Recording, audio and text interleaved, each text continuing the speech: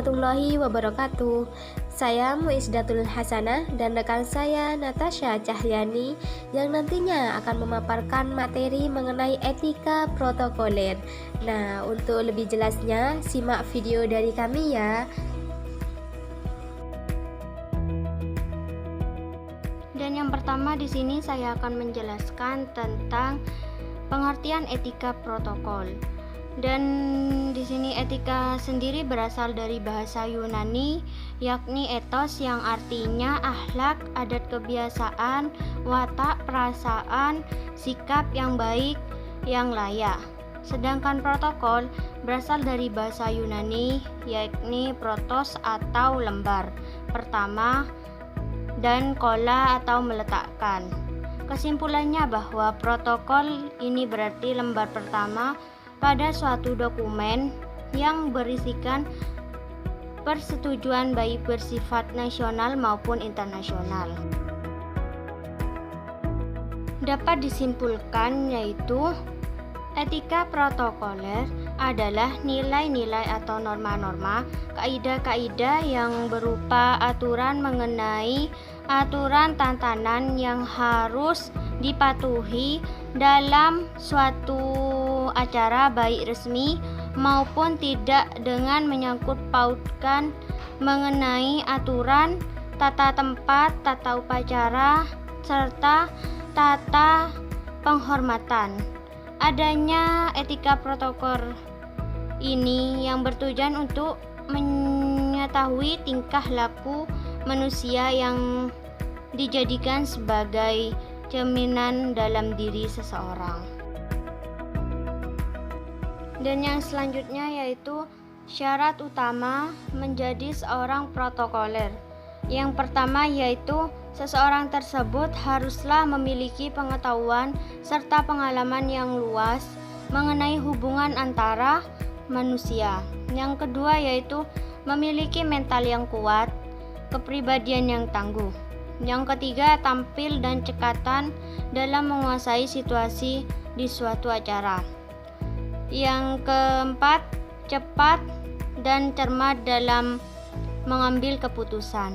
Yang kelima, peka terhadap permasalahan yang muncul secara tiba-tiba di suatu acara. Yang keenam, memahami perasaan orang lain. Yang ketujuh, sopan terhadap semua orang. Yang kedelapan, rendah hati. Dan yang kesembilan, pandai dalam hal penampilan yang bisa dikuasai dengan suasana acara. Yang ke-10, memiliki ketelitian dan kepekaan.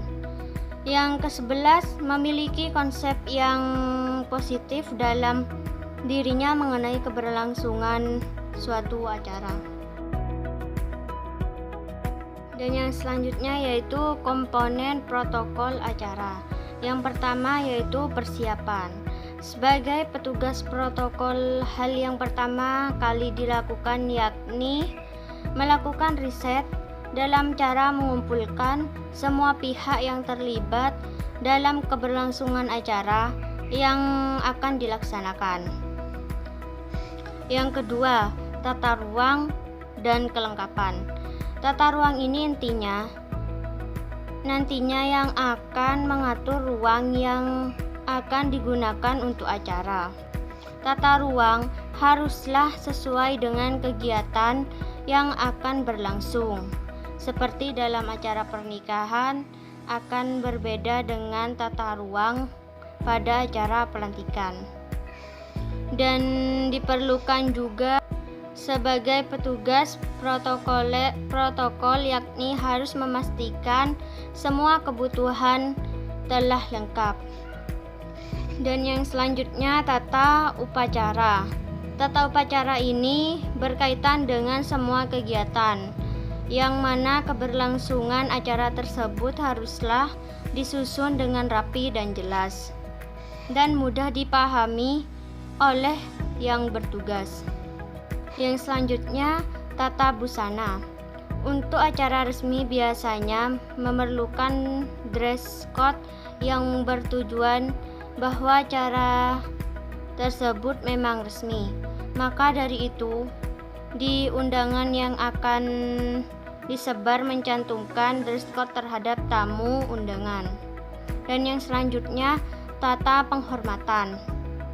Tata penghormatan ini berkaitan dengan urutan atau susunan dalam sambutan sapaan yang tercantum dalam naskah MC.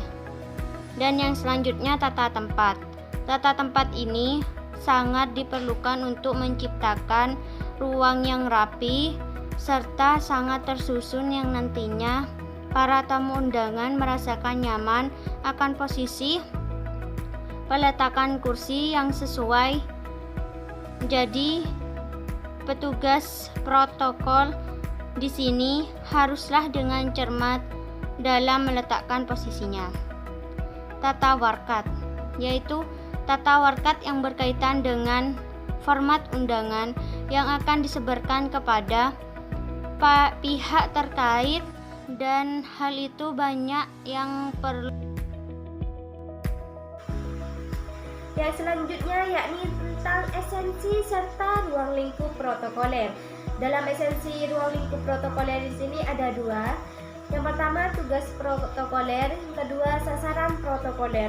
Nah, beralih pada tugas protokoler itu sendiri yakni penerimaan tamu atau audiens, pengaturan rapat atau pertemuan, penyelenggaraan resepsi, upacara hari besar dan keagamaan, apel bendera, pelantikan, serah terima jabatan dan pelepasan, dan yang terakhir peresmian proyek.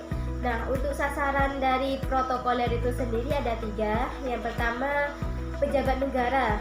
Pejabat negara ini seperti kepegawaian yang tercantum dalam Undang-Undang Nomor 8 Tahun 1974. Nah, yang kedua, pejabat pemerintah. Pejabat pemerintah ini seperti halnya pejabat yang menduduki jabatan tertentu dalam suatu perusahaan atau organisasi. Yang ketiga, yakni tokoh masyarakat. Tokoh masyarakat ini adalah seseorang yang memiliki kedudukan sosial, yakni menerima kehormatan dari masyarakat lain atau pemerintah. Jadi dalam tokoh masyarakat ini, protokoler ini tidak dibatasi tokoh masyarakat yang seperti apa. Semua tokoh masyarakat di sini berhak mendapatkan pelayanan serta perhatian dari protokol. Macam-macam menjadi MC dalam suatu acara. Jadi di sini MC menjadi bagian dari protokoler.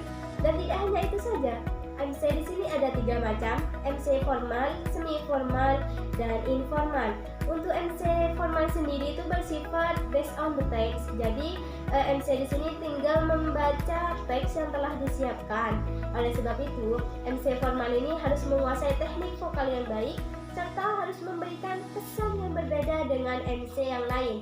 Tidak hanya itu, penampilan dari MC formal di sini biasanya menggunakan pakaian yang resmi seperti halnya pada acara pernikahan, kenegaraan, perkantoran, serta acara resmi yang lain. Dalam MC formal di sini ada hal yang harus diperhatikan, yakni pengetahuan tentang budaya dan adat istiadat yang luas. Jadi seseorang menjadi MC itu tidak hanya berpatokan dalam satu daerah saja, melainkan nantinya seseorang itu bisa menjadi pergi ke beberapa daerah yang pernah ataupun tidak pernah ia kunjungi. Yang kedua, penguasaan bahasa. MC di sini yang nantinya akan menentukan suasana dari acara tersebut, seperti halnya pada MC pernikahan. Yakni seorang MC di sini haruslah dapat menciptakan suasana yang penuh kebahagiaan, romantis, dan sesuatu yang nantinya akan menyesuaikan acara tersebut. Selanjutnya MC semi formal. Nah, MC semi formal ini berada di antara MC formal dan informal, dan juga bahasa yang digunakan itu sesuai dengan acara tersebut. Jadi tidak terlalu baku dan juga tidak terlalu santai. Nah, MC semi formal di sini biasanya digunakan dalam acara seminar, pelatihan, serta acara yang lainnya. Yang pada intinya MC semi formal ini tidak begitu formal dalam tata bahasanya. Macam-macam MC yang terakhir yakni MC informal. Jadi dalam MC informal ini pembawaannya itu biasanya lebih santai dan juga menggunakan bahasa-bahasa yang kekinian atau tren lah dalam kata lainnya. Yang perlu juga diperhatikan dalam MC informal ini melakukan improvisasi dalam pelaksanaan MC yang dibawakannya. Jadi MC informal ini biasanya digunakan dalam acara bazar, ulang tahun, family gathering, serta acara-acara yang bersifat informal. Syarat utama menjadi MC. Di sini ada 3 syarat utama yang biasanya harus dilakukan oleh Master of Ceremony. Yang pertama, pengetahuan dan pengalaman yang luas.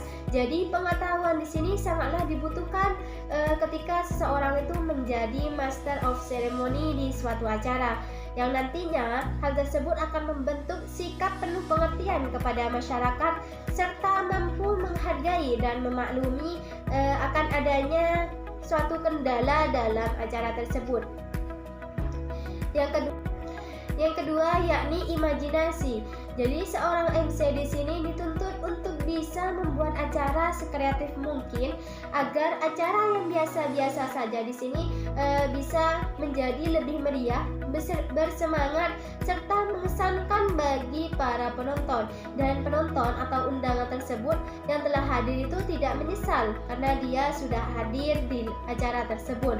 Dan nantinya seorang MC di sini harus bisa memberikan kesan yang baik ketika acara telah berakhir.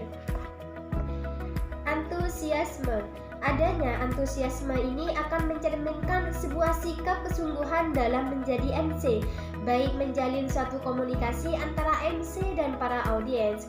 Oleh karena itu, MC yang lemas dan tidak bersemangat dalam menyampaikan rentetan acara yang akan dilaksanakan akan menyebabkan para audiens di sini bosan untuk menyaksikan acara tersebut, apalagi ketika MC tersebut tidak bisa memposisikan nada bicara yang sesuai dengan intonasinya.